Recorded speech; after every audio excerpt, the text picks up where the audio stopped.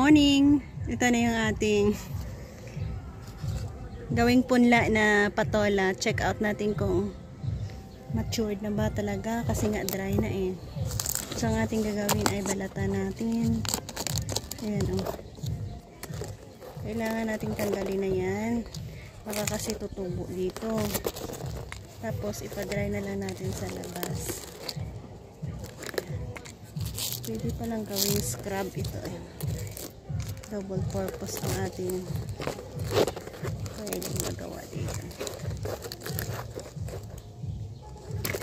Pero ganyan siya. Ang dami sigurong buto ito. Malaki kasi.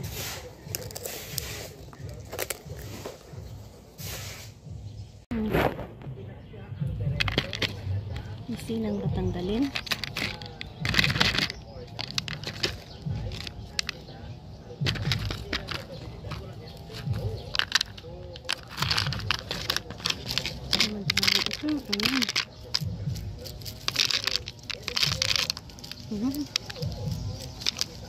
Nang inuwi natin ang buto na ito galing Taiwan, mayroon na tayo 8 piraso.